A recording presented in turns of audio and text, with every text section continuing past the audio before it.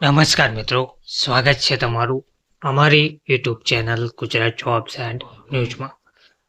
મિત્રો, ગુજરાત સરકારના કર્મચારીઓ માટે મહત્વનો પરિપત્ર 26/12/2024ના રોજ જાહેર કરવામાં આવ્યો છે. ગુજરાત રાજ્ય સેવા વર્તણૂક નિયમો 1971ના નિયમ 19માં સરકારી અધિકારીઓ કર્મચારીઓ અંગે સ્થાવર જંગમ મિલકતનું પત્રક ભરવા માટેની જોગવાઈ થયેલ છે. જે તે કેલેન્ડર વર્ષના સ્થાવર મિલકતના પત્રકો સંબંધિત કેલેન્ડર વર્ષ એટલે કે જાન્યુઆરીથી ડિસેમ્બર સુધી પૂરું થયા પછીના મહિનામાં એટલે કે તરતના જાન્યુઆરી મહિનામાં ભરવાના રહે છે. ગુજરાત રાજ્ય સેવા વર્તણૂક નિયમો 1971ના નિયમ 19 હેઠળ ઉક્ત વંચાણે લીધેલ ક્રમાંક 1ના પરિપત્રથી સરકારી કર્મચારી દ્વારા નિયત સમય મર્યાદામાં મિલકત પત્રક રજૂ કરવામાં ન આવે તો તેઓના પગાર અટકાવવા બાબતે સૂચનાઓ પરિપત્રિત કરવામાં આવેલ છે.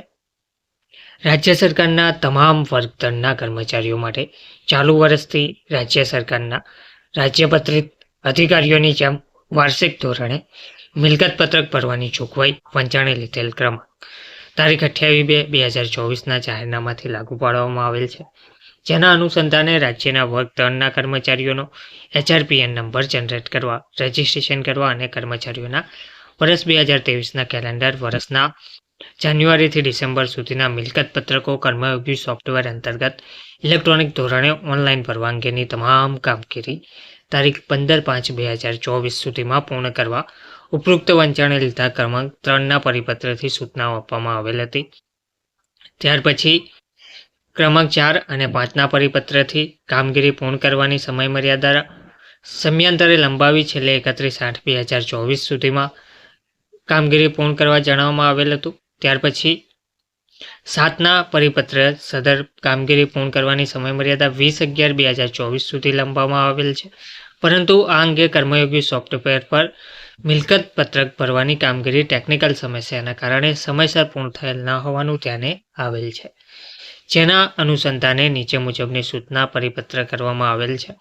પરિપત્ર કરવામાં આવ્યો છે કે રાજ્ય સરકારના વર્ગદળના કર્મચારીઓ તથા નાણાં વિભાગની ફિક્સ પગારની નીતિ હેઠળ નિમણૂક પામેલ ફિક્સ પગારના વર્ગદળના તમામ કર્મચારીઓના વાર્ષિક મિલકત પત્રક ભરવાની કામગીરી કર્મયોગી સોફ્ટવેરમાં ઓનલાઈન કરવાની હોય.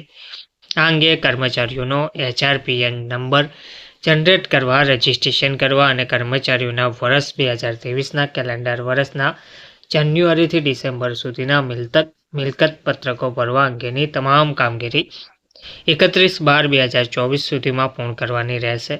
ઉક્ત કામગીરી નિયત સમય મર્યાદામાં પૂર્ણ થાય તે દરેક સહવર્ગ સંચાલક કચેરીના વડા દ્વારા સુનિશ્ચિત કરવાનું રહેશે. સદરહુ કામગીરી સમય મર્યાદામાં પૂર્ણ ન થવા સબબ જો કર્મચારીઓના મિલકત પત્રક ભરવાની કામગીરી બાકી રહેવા પામે તો તે અંગે કચેરીના વડા સહવર્ગ સંચાલકની જવાબદારી નક્કી કરી ખાતાકીય રાહે કાર્યવાહી હાથ ધરવાની રહેશે.